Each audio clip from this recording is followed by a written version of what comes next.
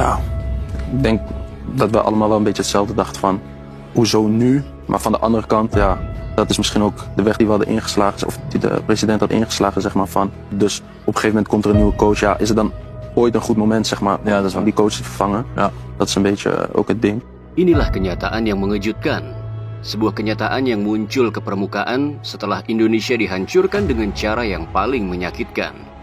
Dibantai 5 gol tanpa ampun oleh Australia. Tapi yang lebih mengguncang bukan hanya skor di papan pertandingan, melainkan percakapan yang tiba-tiba mencuat. Sebuah obrolan eksklusif, dialog yang begitu dalam, jujur, dan syarat akan makna. Yang mempertemukan 3 pemain diaspora, yaitu Calvin Verdong, Kevin Dix, dan Ragnar Oratmangun. Obrolan yang terdengar santai, tapi menyimpan keseriusan yang mendalam. Sebuah diskusi yang bukan sekadar basa-basi, tapi seperti menjawab satu pertanyaan besar yang selama ini menggantung di benak publik. Apakah benar Sintayong adalah biang dari segala kekacauan ini? Namun jawaban dari ketiga pemain diaspora ini justru membalikan semua asumsi. Dalam pernyataannya, Ragnar justru menyampaikan hal yang membuka mata dan hati kita semua. Ia tak menuding, juga tak menyalahkan seorang Sintayong, tapi justru mengakui bahwa pelatih asal Asia seperti Sintayong memiliki karakter yang unik, berbeda, namun sangat positif. Dan yang lebih menyayat, Ragnar melontarkan satu pertanyaan yang menggema seperti tamparan keras ke dinding federasi. Vrij verrassend dat er opeens een nieuwe bondscoach kwam. Hoe ervaren jullie het? Ja, ik denk dat we allemaal wel een beetje hetzelfde dachten van, hoezo nu? Maar van de andere kant, ja, dat is misschien ook de weg die we hadden ingeslagen, of die de president had ingeslagen, zeg maar, van, dus ja, is het dan ooit een goed moment, zeg maar, Ja, dat is om die coach te vervangen? Ja. Dat is een beetje ook het ding. Kenapa harus sekarang? Ya, kenapa pergantian pelatih dilakukan saat momentum tim ini sedang berada di puncak kepercayaan diri? Sebuah keputusan yang terasa begitu janggal, diambil tepat di saat timnas tengah menapak jalur sejarah. Kelvin Verdong pun menegaskan, menurutku, dinamikanya sangat bagus bersamanya. Dia adalah pelatih yang suka bercanda. Benadering. Ja, dat wel. Maar hij was ook gewoon in voor geintjes en dat soort dingen. Dus ik denk dat de dynamiek wel goed was met hem. Ucapan ringan tapi mengandung makna dalam. Karena pelatih hebat bukan hanya tentang taktik, tapi juga tentang keakraban. Dan chemistry itu telah Verdong rasakan. Kemudian Ragnar menambahkan dengan tegas, aku masih berpikir bahwa dia bagus di dalam tim. Hij is van Azië, zeg maar, dus het is toch, zijn werkwijze is heel anders dan wat wij gewend zijn, maar ik vond dat hij wel gewoon, hij lag wel gewoon goed in de groep, denk ik. Ja. Want het was geen Indische coach, hè? Koreaan. Koreaan, ja. Ja. Dan Kevin Dix yang hanya beberapa hari berada di skuad ikut bersuara, dan apa yang aku lihat, dia baik-baik saja. Ja, ik denk nog steeds, of ik denk wel dat hij gewoon goed in de groep lag, dat dat niet... Van wat ik heb gezien lag hij gewoon goed in de groep. Ja. Ik ben er maar 4 dagen geweest. Dus. Bayangkan, hanya 4 hari bersama tim, tapi Kevin bisa merasakan aura positif dari sang pelatih. Sementara Verdong bahkan sering tertawa bersama Sintayong. Ik kon echt om hem lachen, man. Ja, hij kon Ja, echt echt lachen. lachen. Ja, man. Ja. Want hoe communiceerde hij bijvoorbeeld met jullie? Had hij een tolk? Twee Ja, hij tolken spreekt alleen Koreaans en dan... Apakah itu gambaran dari tim yang penuh konflik? Apakah seperti ini bentuk wajah dari tim yang tidak harmonis? Lalu muncul pertanyaan paling tajam sekaligus paling sensitif. Dinamika seperti apa yang sebenarnya terjadi di balik pemecatan Sintayong? Apakah ini hanya alibi yang dikarang untuk membenarkan keputusan yang sudah dibuat? Alibi bahwa sang pelatih berkonflik dengan pemain diaspora, juga alibi bahwa komunikasi adalah penghalang besar? Padahal sampai hari ini, tak pernah sekalipun kita mendengar pengakuan langsung dari Tom Haye, Mes Hilgers, atau dari pemain lain bahwa ada konflik besar di dalam ruang ganti. Dan yang lebih ironis, keputusan mendadak ini datang setelah timnas menorehkan sejarah besar. Mengalahkan raksasa Timur Tengah Arab Saudi dengan skor telak 2-0. Sebuah kemenangan monumental yang seharusnya menjadi titik loncatan, tapi justru berubah menjadi titik belok penuh tanda tanya. Hari ini kita bertanya, apa sebenarnya yang terjadi? Dan kenapa pelatih yang membawa kita terbang justru dipaksa turun saat kita mulai menyentuh langit?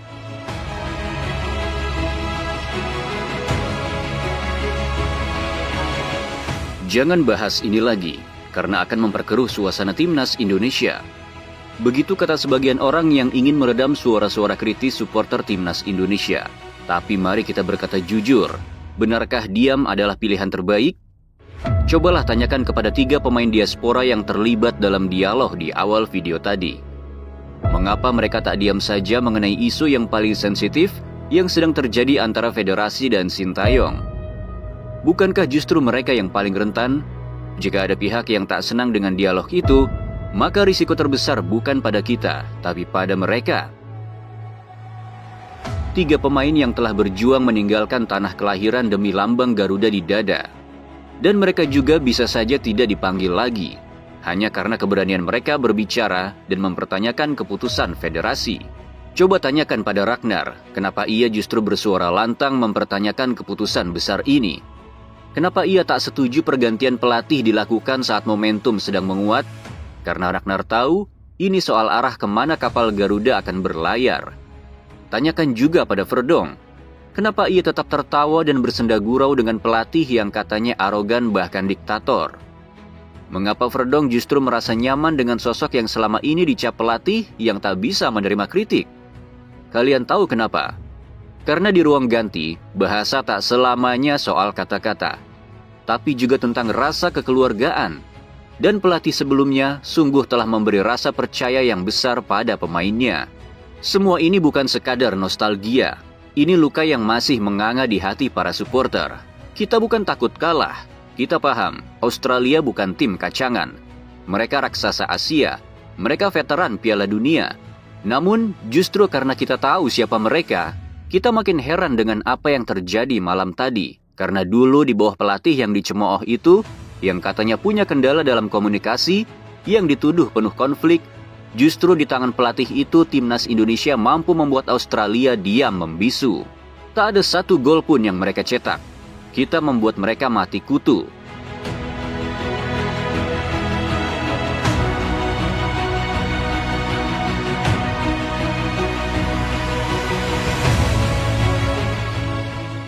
Tapi malam tadi, dengan pelatih baru yang katanya lebih modern, yang katanya lebih visioner, yang katanya total football, kitalah yang justru hancur lebur. Dibantai 5 gol tanpa perlawanan berarti, kita yang remuk redam. Tim yang punya materi pemain terbaik sepanjang sejarah timnas Indonesia. Tim yang membawa harapan akan melesat menuju Piala Dunia. Justru luluh lantak, dibantai 5 gol oleh tim yang dulu pernah kita tahan imbang. Mungkin ekspektasi kita yang terlalu tinggi, tapi ekspektasi itu hadir karena komposisi pemain kita. Kita bicara soal timnas Indonesia yang kini berisi 21 pemain abroad. Pemain-pemain yang bermain di liga-liga top Eropa. Pemain-pemain yang punya market value lebih dari 640 miliar. Bahkan secara market value, kita lebih unggul dari Australia. Tapi apa arti semua itu jika strategi di lapangan tak mampu menyatukan kekuatan menjadi kemenangan? Kita tahu market value bukan segalanya. Tapi ketika angka-angka itu tak sejalan dengan hasil di lapangan, wajar jika kita bertanya, ada apa sebenarnya? Tapi kita bisa melihat dengan mata kepala sendiri, tim ini kehilangan nyawa. Jika kita kalah 1 atau 2 gol, mungkin kita masih bisa berkata, ya Australia memang kuat. Tapi 5 gol yang bahkan tak pernah dilakukan Jepang, si Raja Asia yang begitu gagah menjadi pemuncak klasemen. 5 gol yang terasa seperti tamparan telak bagi mimpi kita menuju Piala Dunia. Dulu Sintayong disebut pelatih monoton, yang katanya suka parkir bus, katanya terlalu bertahan, katanya kuno, katanya miskin kreativitas. Tapi malam tadi kita justru belajar mengapa ia memilih strategi itu. Lihat saja data malam ini. Penguasaan bola 61% untuk Indonesia dan hanya 39% untuk Australia. Tapi apakah itu penting? Kita bukan sedang bermain dansa indah di lapangan. Kita sedang bertarung. Dan dalam sepak bola, yang dicatat bukan siapa yang paling banyak menyentuh bola, tapi siapa yang paling banyak mencetak gol. Dan siapa yang paling bisa mempertahankan gawang dari kebobolan. Itulah filosofi sederhana dari Sintayong. Filosofi yang dulu ditertawakan, tapi kini mulai kita rindukan. Lalu ketika PSSI berkata, Lebih baik mengambil risiko sekarang daripada menyesal di kemudian hari. Maka biarkan kami bertanya, risiko seperti apa yang Anda ambil? Penyesalan seperti apa yang Anda coba hindari? Karena yang kami lihat saat ini, justru penyesalan itu sedang kami telan bersama air mata pada malam itu. Apa artinya mengganti pelatih yang telah membangun fondasi selama 5 tahun? Yang telah menyatukan diaspora dan lokal dalam satu roh perjuangan. Yang telah menumbuhkan harapan dan menyulut api kebangkitan bangsa. Lalu menyerahkan tim ini kepada pelatih baru tanpa target lolos Piala Dunia, tanpa tekanan yang sama. Tapi dengan ekspektasi seolah semuanya akan langsung berjalan sempurna? Benar saja kata Bung Hadi Gunawan. Pelatih lama membangun tim 5 tahun, bongkar pasang pemain lokal dan diaspora, akhirnya menemukan kerangka tim saat mengalahkan Arab Saudi. Tiba-tiba diganti dengan pelatih baru dan disuruh langsung kalahkan Australia. Ini gila. Dan tambahnya lagi, siapa bilang bertahan itu pasti gagal dan menyerang itu pasti sukses? Italia juara dunia dengan bertahan. Belanda dengan total footballnya tak pernah juara dunia. Karena sepak bola bukan soal gaya, tapi soal hasil. Lalu pertanyaan besar lainnya, mengapa Nathan dimainkan sejak awal, bahkan hingga babak kedua? Seorang pemain yang bahkan tak diberi menit bermain di klubnya sejak Agustus tahun lalu. Padahal ada aturan yang pelatih baru buat sendiri, pemain yang tak dapat menit bermain di klub jangan berharap dapat tempat di timnas. Lalu mengapa aturan itu ia langgar? Di bangku cadangan ada Ivar Jenner, pemain matang, pemain reguler, pemain yang sudah terbukti kombinasi bersama Tom Haye mampu menghancurkan Arab Saudi. Di sana juga ada Joey Pelupesi, pemain yang proses naturalisasinya dikebut sampai ke Roma, Italia. Tapi apa yang terjadi? Joey tak dimainkan sama sekali. Ivar Jenner baru masuk menjelang pertandingan berakhir.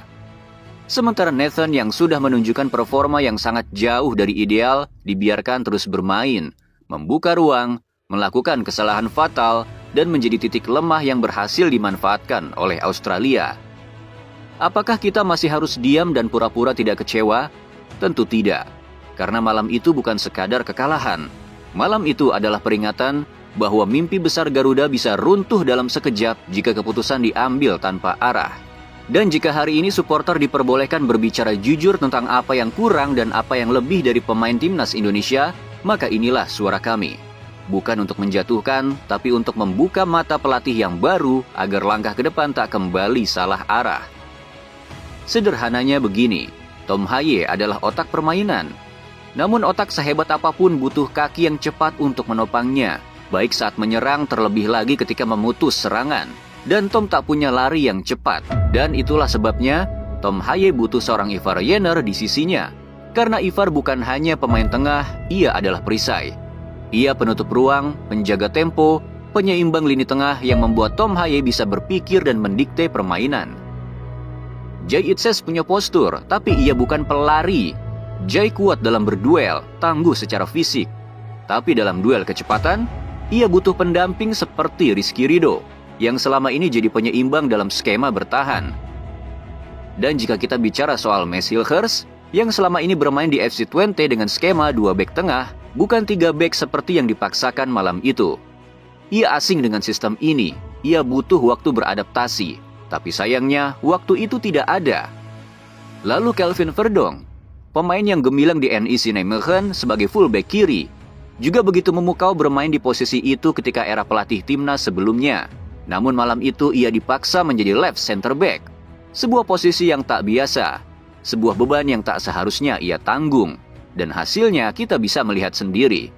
Verdonk tak ikut menyerang karena sangat berisiko meninggalkan posisi LCB yang ia jaga. Jay Itzes pilar kuat bagi Venezia, yang selama ini bermain dengan pertahanan kompak dengan garis pertahanan yang rendah. Namun dipaksa bermain dengan garis pertahanan yang tinggi, sesuatu yang bahkan di klub maupun timnas sebelumnya tak pernah ia lakukan. Lalu kita bertanya, ini strategi atau eksperimen lagi? Ini laga kompetitif atau sekadar ajang coba-coba? Karena yang kita saksikan malam itu adalah pengorbanan sistem yang sudah dibangun dengan sangat baik di era sebelumnya, demi eksperimen yang sungguh tak matang. Para pemain dipaksa bermain di luar kebiasaannya, dipaksa bertarung dengan formasi yang tak pernah mereka kenal, dengan gaya yang bukan identitas mereka. Dan kita semua tahu, di sepak bola modern, kesalahan semacam ini adalah dosa besar.